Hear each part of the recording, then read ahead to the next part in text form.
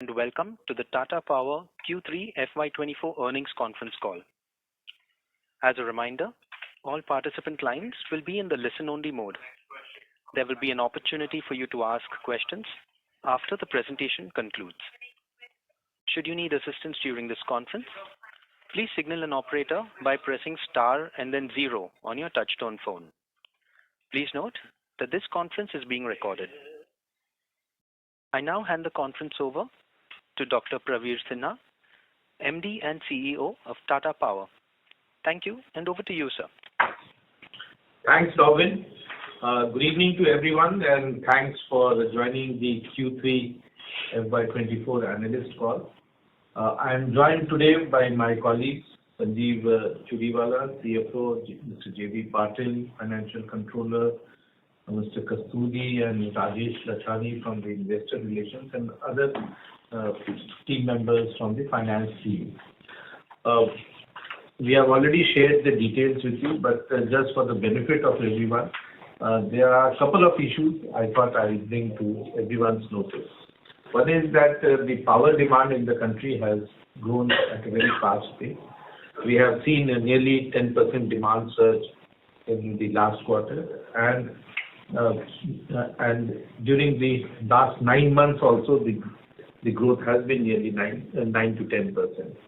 This higher demand is expected to continue in future quarters and future years also, considering that there has been a huge surge in demand in all sectors, whether it is the commercial, industrial, or the domestic residential sector, as also in villages where we see that the consumption has increased tremendously because of the government's RDS scheme. What we are expecting is that with the increased demand in power, Tata Power will continue to provide supply of power from all its existing assets. Coming to this quarter, this is the 17th successive quarter in which we have shown a PAT growth, thereby demonstrating that solid business fundamentals are there of the company.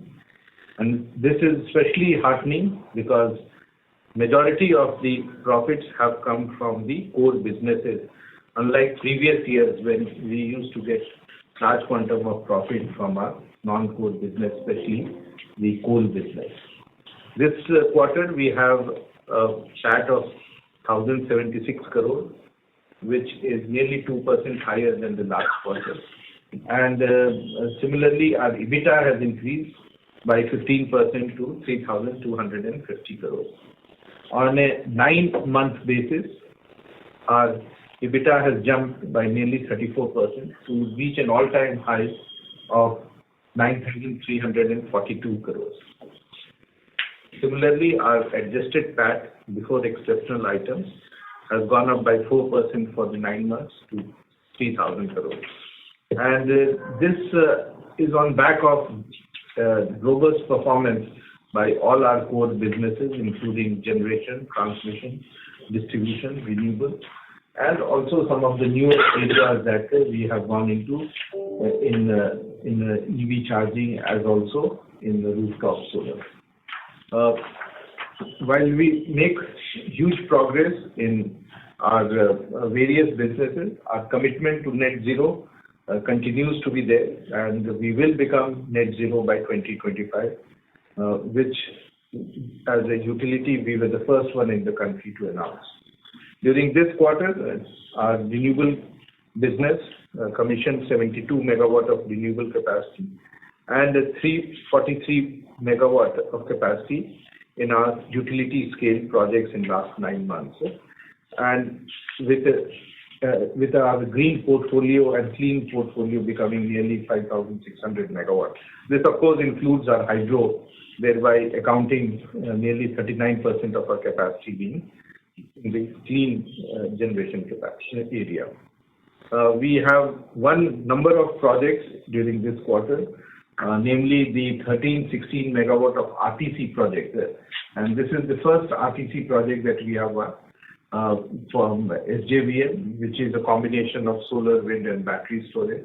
And with this, our project pipeline has become 4,752 megawatts, Over and above our existing 4,200 megawatts, we'll have nearly 9,000 megawatts of projects, renewable projects, which we would be setting up. With all this, we do expect that in next quarter, we should be in a position to cross 10,000 megawatt of renewable projects and move to nearly more than 50% of our capacity coming from renewable sources. Our solar EPC business has again reported a very good performance during this quarter, both in terms of revenue and EBITDA, as also our utility solar business, where nearly orders of 612 megawatt worth 2,849 crores has been received in this quarter. Rooftop business continues to see excellent traction with nearly 146 megawatt installed and nearly 87 megawatts of orders won in Q3. During the last 9 months, we have installed 350 megawatt of rooftop solar. And why I'm emphasizing this is considering that Government of India has recently announced that 1 crore houses will be provided with the rooftop solution. Once the details are out and we know exactly what sort of capacities is being envisaged, we expect a capacity addition of nearly 30 to 40 gigawatt of rooftop opportunity in the next 2 to 3 years. And that's where I think Tata Power will play a very, very important role going forward. In all our renewable businesses, we have seen huge amount of growth, and we do expect that this trend will continue in the future quarters also. In our manufacturing plant, out of the 4.3 gigawatt of solar cell and solar module, the 3 gigawatt of solar modules have been commissioned, and the manufacturing has started at our plant. And the 4th gigawatt of module manufacturing will start in next 2 to 3 weeks. Similarly, on our 4.3 gigawatt of cell line, the first cell is expected to be out in the month of April, and the plant should stabilize to the full capacity by June, July. We do expect that going forward there would be large number of projects, including the rooftop solar project of the government, the 1 crore that has been announced, which will use local made solar modules, and thereby we will have great opportunity going forward to meet the production that comes from this plant. During this quarter, we have energized 412 public EV chargers, and with this our total number of EV chargers which are operating, installed is much higher, is operating is 5,300. And this is also on back of nearly 73,000 of home chargers and 690 of bus chargers which are operating. We have recently tied up with Indian Oil Corporation to use their outlets to put nearly 500 of fast and ultra-fast EV chargers at different locations. Our T&D business has been doing consistently very good. In the last quarter, we won 2 bids of worth 2,300 crores. This is the 344 circuit kilometer Bikaner-Neemrana transmission line and the 80 circuit kilometer Jalpura-Khurja line with a total investment of nearly 2,300 crores. And all these projects will get completed in next 24 months. Our Odisha Discoms continues to perform very well. It has been a very challenging experience, but the teams over there have ensured that better quality service and reliability is provided to the customer. And that has been demonstrated by not only good service to the consumer, but also in terms of financial performance, whereby in Q3, the PAT has gone up by nearly 75% to 63 crores, and on a 9-month basis, it has become 217 crores. We have also installed nearly 3.6 lakh smart meters in Odisha and replaced nearly 27 lakh meters in Odisha out of the 95 lakh consumers over there. This has helped us to improve our billing efficiency and collection efficiency, and the results will start being seen in the subsequent quarter. Our balance sheet remains very sturdy in spite of increase in capital. We have spent nearly 3,600 crores in this last quarter, and but in spite of all this, our net debt has increased only by 2,000 crores and is at a very healthy level of 38,600 crores. Our leverage ratios are very healthy. Our net debt to underlying EBITDA is 2.86. It was in the previous quarter, it was 2.7, and our net debt to equity has been virtually at one level. We do expect that our increase in capex in future quarters will also help us to generate better EBITDA and profitability for the company. During the quarter, the company also received $50 million out of the pending receivables of $125 million from the investment done in Zambia, and we expect that the balance will also be collected in next 12 to 14 months as per the arrangement agreed with the DISCOM in Zambia. Acknowledging all these efforts, CRISIL has upgraded Tata Power's credit rating from AA stable to AA positive, and India Ratings has upgraded from AA stable to AA plus stable, which I think is 2 notches improvement in last 1 year.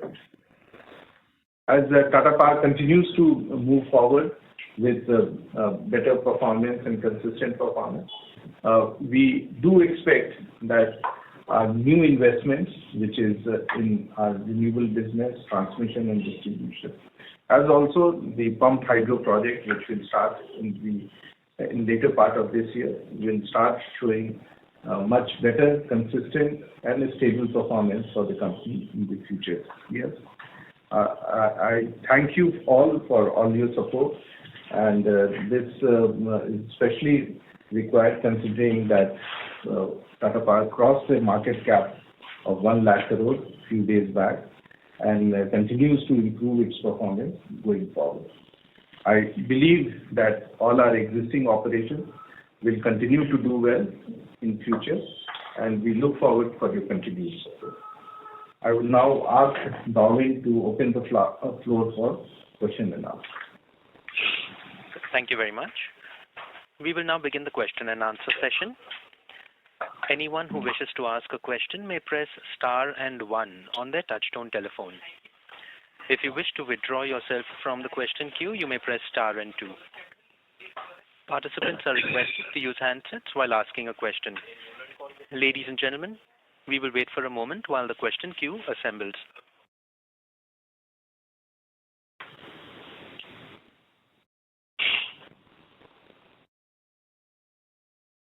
The first question is from the line of Sumit Kishore from Axis Capital. Please go ahead.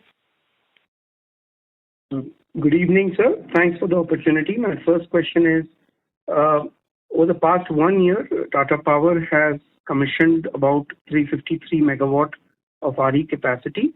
What is the expected phase out of commissioning of close to 4.75 gigawatt renewable project pipeline here on? How much is expected in FY25, FY26 separately?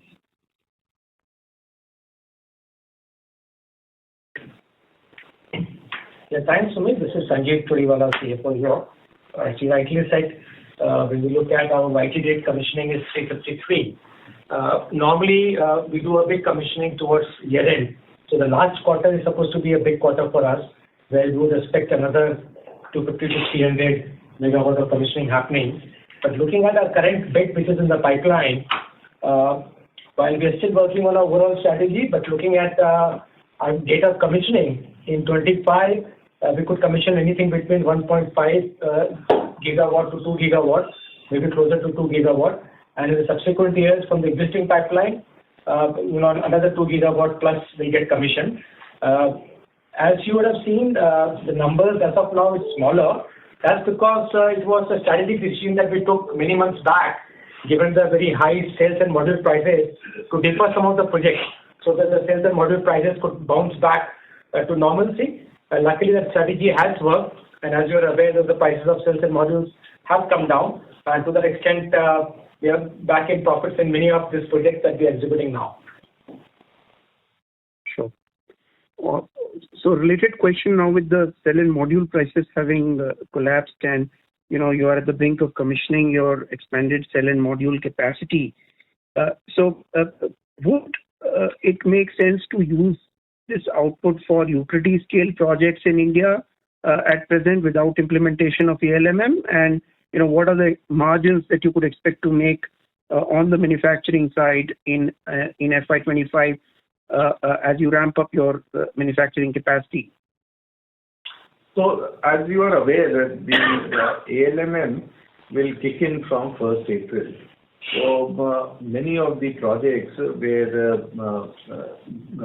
they were given the concession till 31st March, if they have not got completed, they will have to only procure Indian make modules.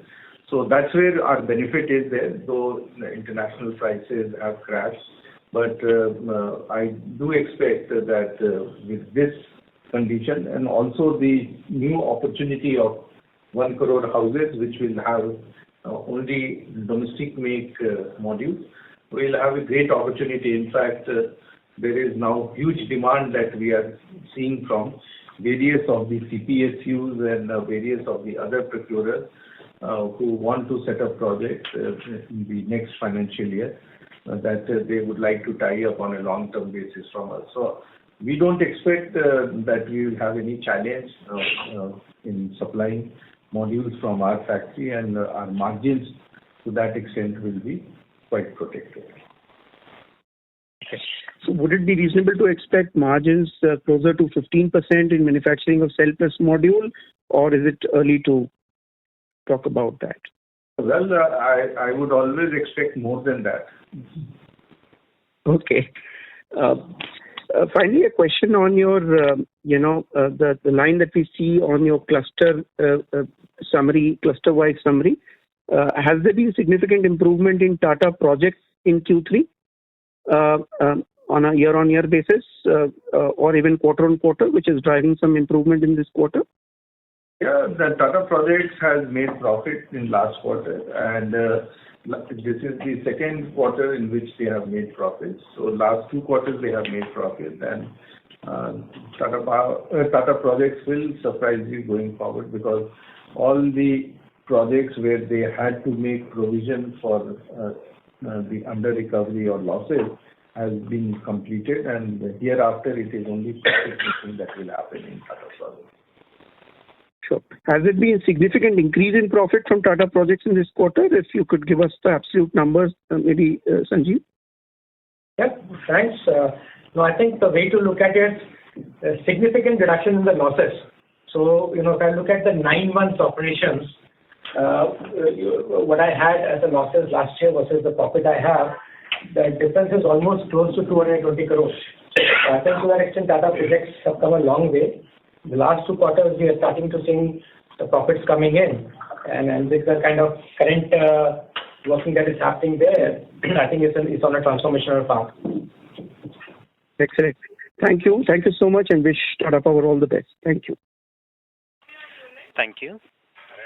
The next question is from the line of Puneet Gulati from HSBC. Please go ahead.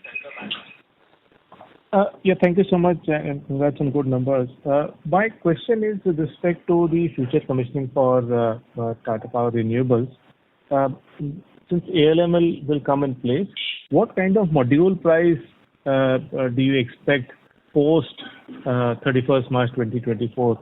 I'm sure you would have tied up for those already. If you can give some color on the module prices there. I can't do prediction of module prices, what will happen, but I can only tell you that there will be huge demand for domestic make modules after the ALMM kicks in from 1st April. So I think the commissioning of the plant has happened at the right time, and we will have a huge upside because of the market demand that will take place. Look, from the Tata Power Renewables perspective, the consumer of these modules, where you intend to commission 1.5 to 2 gigawatt, has something been tied up for FY25? Yes. So Puneet, the other way to look at it is, in our renewable business, when we look at our large-scale utility business, we already have 4.8 gigawatt of project in the pipeline.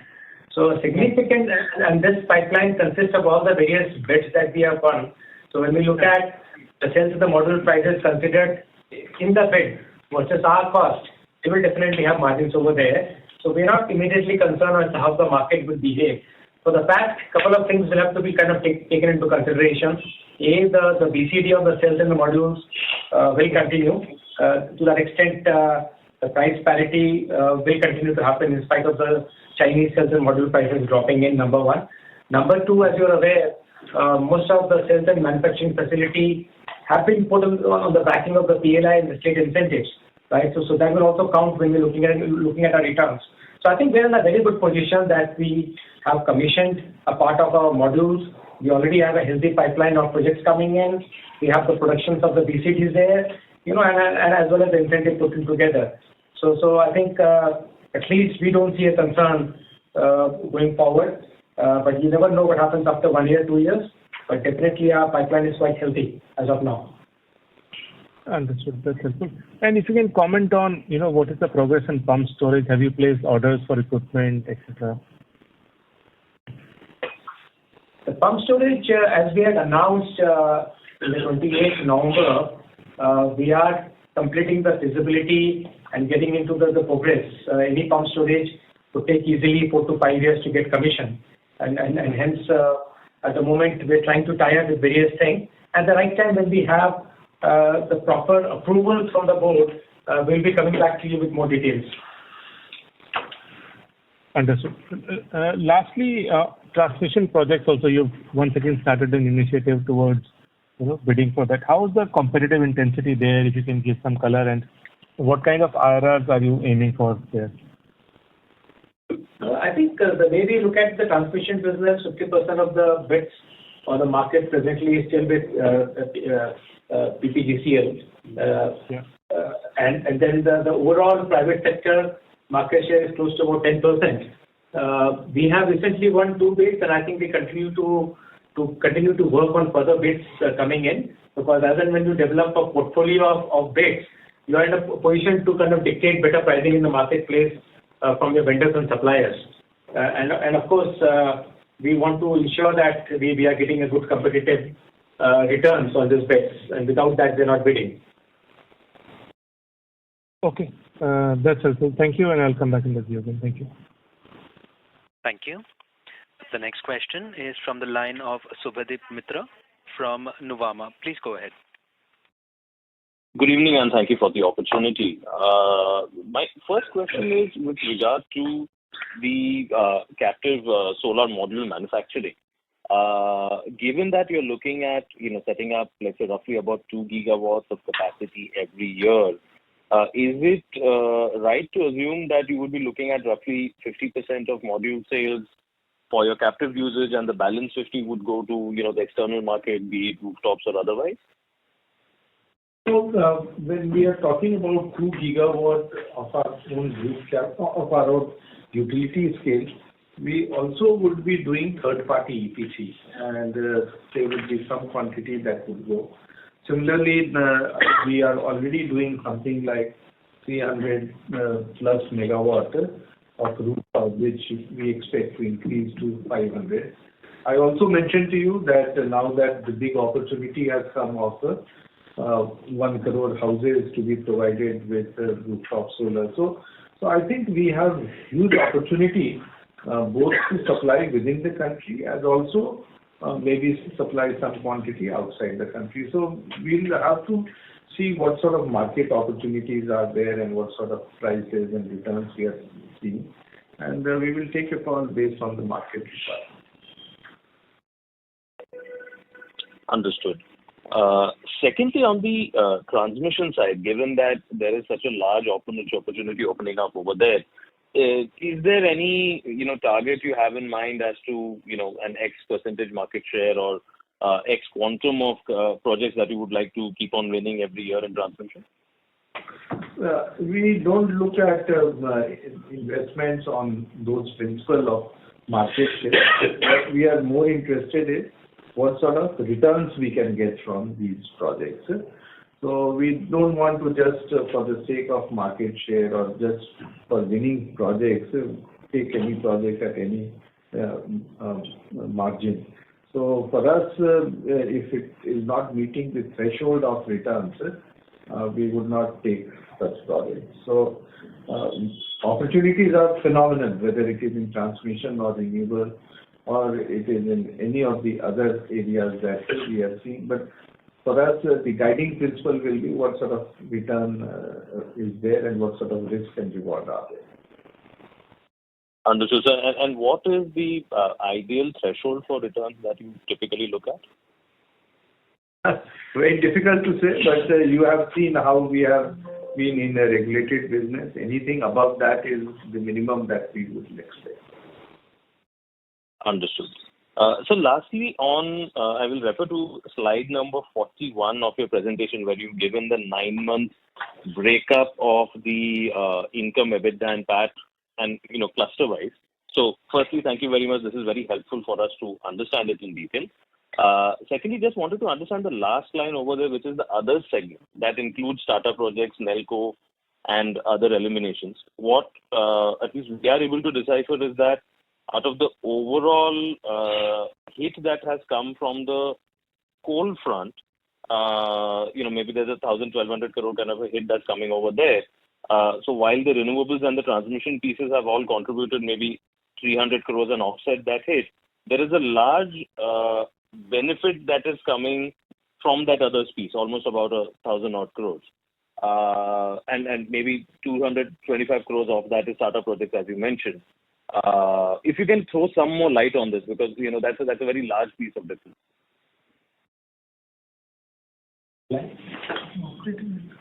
Which line are you? We are in slide 41.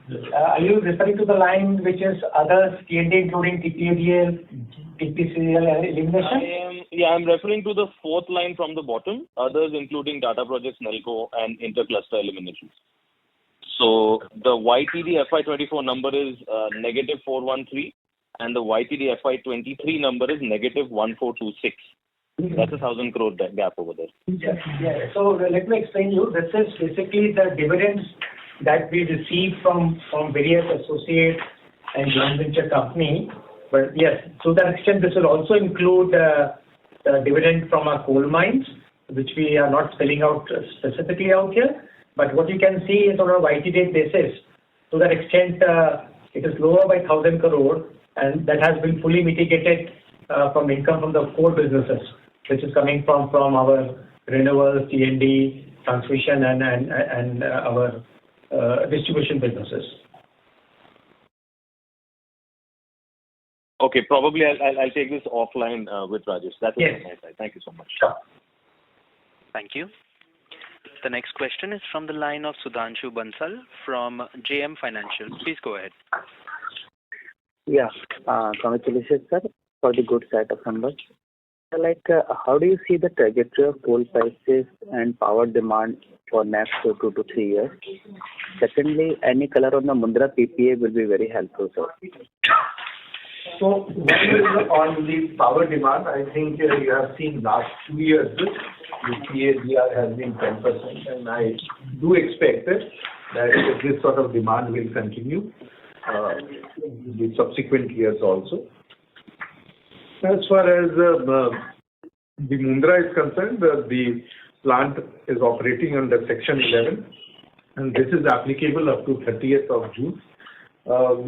We are in active discussion, but since the Section 11 is already in force, there has been a little bit of delay in finalizing, because this will eventually be applicable post the Section 11 period gets over. So we do expect that something on similar lines will get finalized much before the Section 11 period gets over. And sir, about the coal prices? Well, the coal prices is very difficult. I don't think there is anyone who can predict what the coal prices will be there. But what we have seen in last 6 months is that the coal prices have stabilized, and it is expected to be in the same range, provided there are no other geopolitical changes that takes place. Thank you, sir, and best wishes for the continued good performance. Thank you. The next question is from the line of Apurva Bahadur from the Tata Power Company Limited. Please go ahead. Hi, sir. This is Apur. Sir, wanted to understand this dividend from Itagi. I think 416 crores they have recognized. Is it one time, and what sort of cost is payment? Sure, I'll take this question. Just wanted to understand, you're from which company? Our system is not showing this. I'm from Goldman Sachs. You're from Goldman Sachs, okay. Luckily, it was showing that you are our employee in the system. Yeah. No, so basically, if you see, this is a turnaround story of one of our associate company joint venture in Zambia, where we have hydro plant, which has been underperforming for many, many years, and there were tariff disputes, which have now been settled. And because the tariff dispute has been settled, the company is now making profits and have decided to declare a dividend of $100 million, and we have received a $50 million in this particular quarter. But that profit, which is reflected on the PAT as 311 crore, is more than less than offset by the one-time gain also that we had because of Section 11 in the same quarter last year. So net is about 30 odd crore. So it is not really impacting to the extent the bottom line. Right, sir. No, I wanted to understand that will this be a recurring feature, this 416 crore benefit? Or what's the annual PAT of Itagi typically now that the tariff dispute is settled? So let's put it that way, that given that this is an accumulation of the profit which they are now distributing, of course they received a bigger number. But this company is capable of declaring a dividend, a yearly dividend of maybe $25-30 million going forward. So yeah, we would think that there would be some recurring income coming through every year, but this company has just revived, right? So we are kind of at the moment crossing the fingers and see how the performance shapes up to be able to give you a very confident answer. Maybe 4 quarters along the line, we'll have better comfort. But the good part is this company, where we were not kind of looking at any cash flow coming through, have been revived, and at least we are receiving a $50 million. To that extent, of course, the company's return profile improves. Right. So second question is on the pump hydro projects. Wanted to check at what stage are we in terms of CE approvals? Has the DPR been concurred and all the approvals in place? So all the documents have been submitted, whether it is for DPR or for the environment clearance and all. And these are going through various motions of approvals in various departments. So we do expect that by first quarter of next financial year, we'll have major approvals. And hopefully in the later part of this year, maybe by third quarter of the next financial year, we will be in a position to start work. Sir, by CY25, around mid of CY25, we expect to start work, and then it will take another 4-5 years. So I believe I saw in the PPT sometime 27 or 28 is what we are guiding for the commission. Yeah, we are trying to stick to some sort of similar timeline. So are we beginning work before we are getting all the approvals as civil work and all? No, we'll start work only after we get all the approval, and that's why I'm saying that maybe in the third quarter of FY25, we will possibly start work. Okay.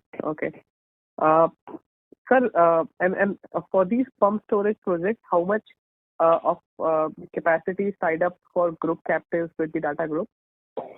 Any color on that? Those are still being discussed, and we'll figure it out. Sure, sir. Last question on this module manufacturing. If you could share the cost structure, what's our final cost of production for these modules, or how much closer are we to the Chinese prices without the duties and with the duties as well? As I mentioned to you, these modules are on a different footing altogether compared to what prices you see in other countries, because this is the DCR, and any module that comes from outside, there is a customs duty, and also they are not approved in the list of module manufacturers. So this has to basically cater to the local requirement within the country, and we need to do the pricing based on that. So what would be our cost? Those details are being worked out, and once we are ready with that, we'll possibly next quarter be able to give you some idea. Sure, sir. Thank you so much. All the very best. Thank you. Thank you. The next question is from the line of Satyadeep Jain from Ambit Capital. Please go ahead. Hi, thank you. Just one question on the pump storage.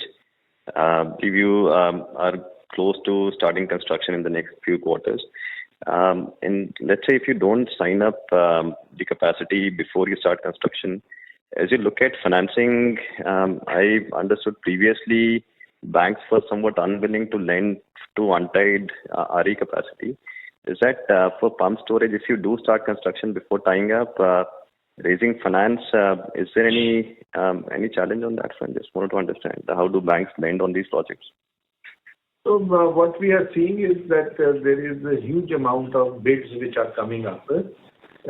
In fact, at next few weeks and months, we are expecting nearly 6 to 7 gigawatt of bids which are coming, which are the FDRE bids. So we are seeing huge demand. There is also huge demand from industrial and commercial users where they are looking at 24/7 power. And this will be a packaged power of solar, wind and pump storage, so as to give 24/7 availability of green power. So we do not expect that we will have any challenge in tying up this quantity of power. So just wanted to understand, you'll basically tie up this entire 2.8 gigawatt before you start construction, right? That's Not what you necessary. Not necessary. We'll take a call on that. So let's see how the market evolves. But yes, some quantity will definitely get tied up, but maybe not 100%. Okay. Thank you. Thank you. The next question is from the line of Aniket Mittal from SBI Mutual Fund. Please go ahead. Yes. So firstly, on the TPREL side, when I look at the 9-month numbers, excluding other income, the EBITDA margins are at about 77%, which clearly has been on a downward trajectory despite capacity additions that we've been doing. So just wanted to understand over the years, what's the reason for the decline in EBITDA margins over here, and over the next 3 years as we commission capacities, how should we look at the EBITDA margin for TPREL? Well, the EBITDA margin is dependent on the project cost. And as you have seen, now that the module prices have come down and large-scale projects will come in the last quarter as well as in the subsequent 2 quarters, you will see a huge improvement in the EBITDA. So for the coming, let's say, 2 years, if we commission the remaining capacity, what sort of EBITDA margins should we look at for TPREL? I won't be able to give you a guidance at this stage, but definitely it will be much better than what we were doing it 1 year ago. So I think if you look at this business and also generally as an industry, the EBITDA margin would be in the range of 75-80%, given that this has a mix of both solar and wind. And this particular quarter, normally third quarter, the wind is always low in terms of the generation. But yeah, what we feel is once we go live with our cells and modules, and with all the projects that is in the pipeline, this will keep on improving in the coming quarters. Deliberately, as of YT date, as I said in the earlier discussions, that we only have commissioned 363 megawatt, and of course, to that extent, the fixed cost absorption did not happen that much.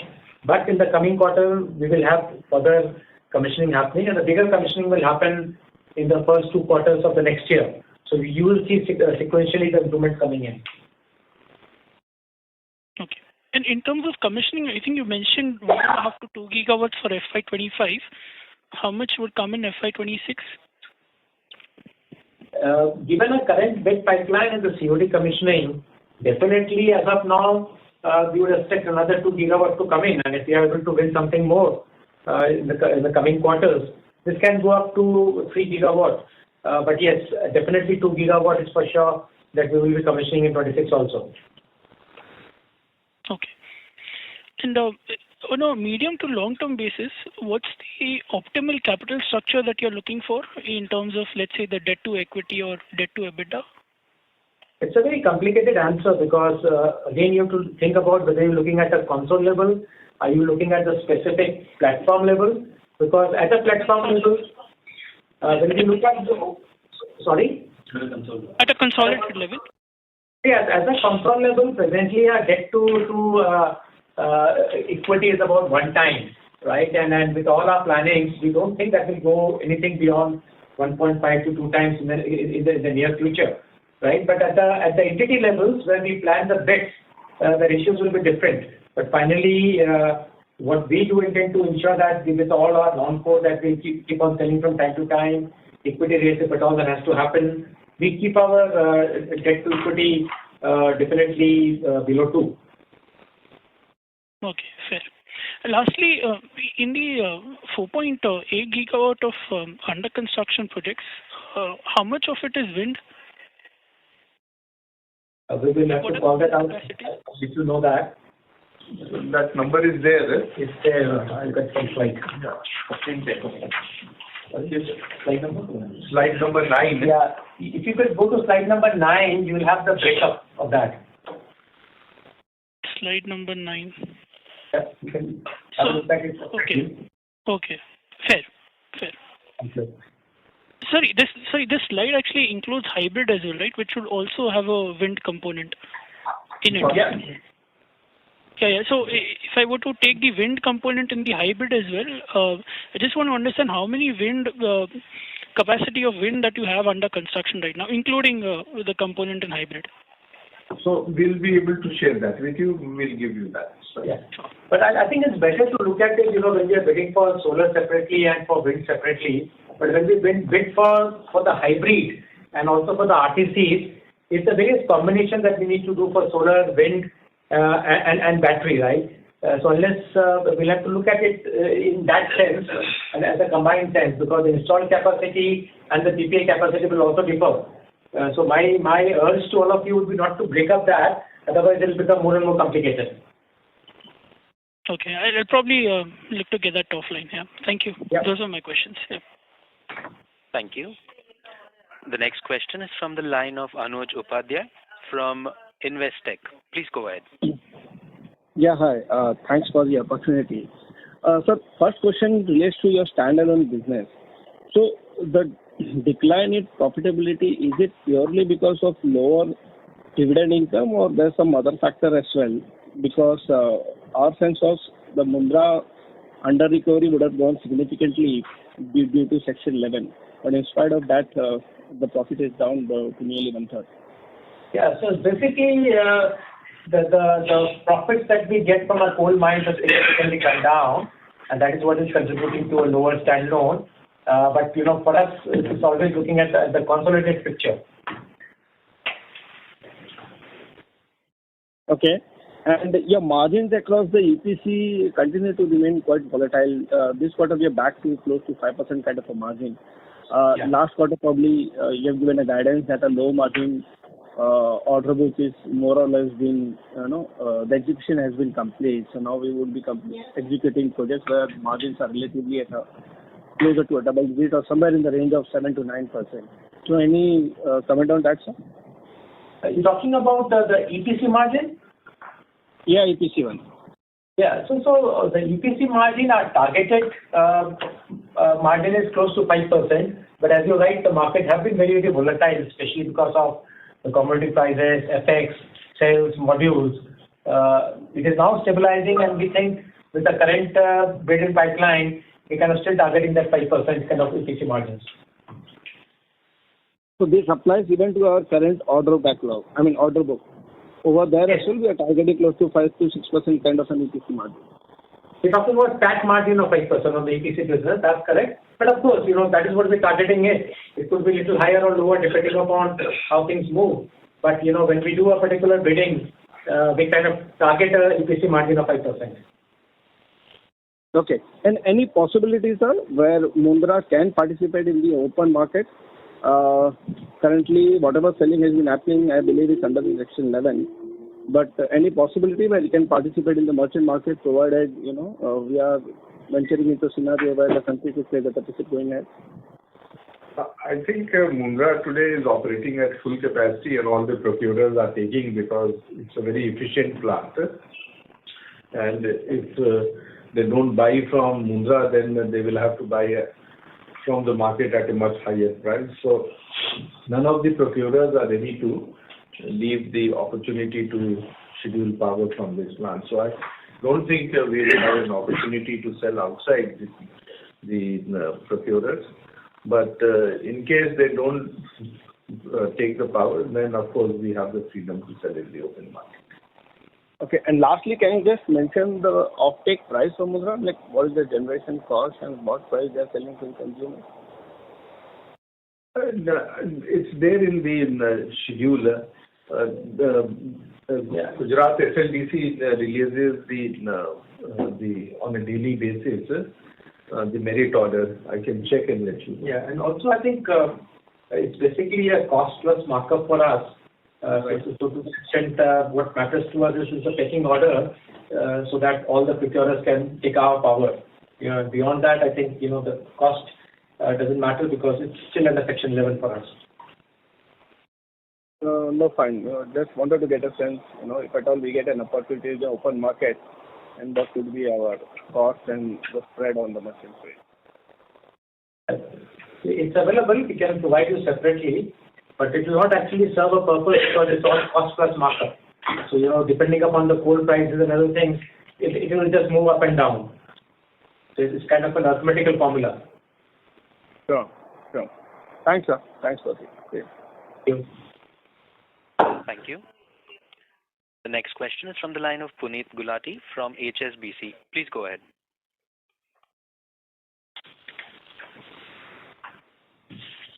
Yeah, hello. Yeah. My question is on your EV charging business. There was are you aware whether Tata Motors is also engaging into EV charging business, and how does that fit into the collaboration with Tata Motors? So I've not heard about that we cater to full Tata Motors requirement, whether it is for the four-wheelers or it is for buses or so I don't know of any other opportunity that Tata Motors is working on EV charging. All their present requirement, whether it is for home charging, public charging, bus charging, fleet charging, is being done by us. Okay, that's very interesting. And secondly, if you can comment a bit on the profitability even on a Y&Y basis was a little weak for the renewables business despite adding significant capacity. How should we think of it? Is it a function of part utilization, higher depreciation? How should we think of that?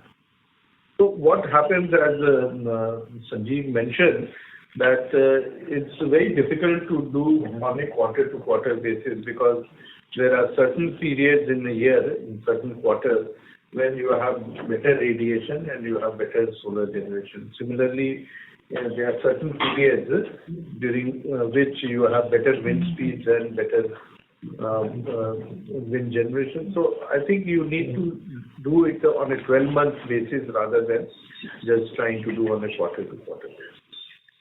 Okay. So what was weaker this time, the wind part? Beg your pardon? So if you can comment on what was weaker this time in terms of solar or wind, where was the PLF lower? See, what happens is for us, what is important metrics is the availability of the plant, and all the availability, whether it is solar or wind, are very, very high. It is benchmark in the country. So our availabilities of the plant, solar is virtually 100% and the wind is also in 98% plus. Secondly, we have shared what is the PLF for the solar and wind. It's in slide 49, you can see it. Right. So there's the other income part, 45 crore versus 106 crore. I thought that was generally operational income, but what exactly is that, if you can throw some light there? It will be a combination of some operating income, scrap, some interest income on investments, a combination of that. But if you really see, for the quarter, the number is quite small, 45 crore. Correct, versus 106 previous quarter. So Yeah. Okay, fine. Thank you so much. Yeah. Thank you. The next question is from the line of Mithil Buva from unlistedindia.com. Please go ahead. Yeah, thank you for the opportunity. Coming to slide number 40, if I see Mundra Coal and Shipping, the profits are down from 924 crores to 89 crores. Now, just to understand, like, because of the lower coal prices, the profits are down, right? Yeah, that's correct. And so Mundra is just a cost pass-through, which means that we are not benefited by the lower coal prices. No, so yeah, in a way, whatever coal we are procuring, that plus cost plus the markups that is passed through. The drop in coal prices to that extent doesn't benefit. It's kind of more on a rolling basis. Yeah, on an annualized basis, you're right. But then what matters to us is the contribution that comes from coal mines, which is a PAT contribution. That has significantly dropped. As a result, you see overall lower profits from thermal generation, coal and hydro. Okay. So I was asking this because we have invested more than 25,000 crores in the Mundra and coal business. And if the profits are to remain at this level, then we won't generate sufficient cash profits to repay our debt, right? That's the concern, actually. See, you need to look at it that from a loss making today, we are not. Yes. So to that extent, I think we need to look at it in totality rather than just looking at it in terms of what sort of return. Okay, but in the future, can we expect like good profits from standalone Mundra also, or the cost pass-through will be very minimal only?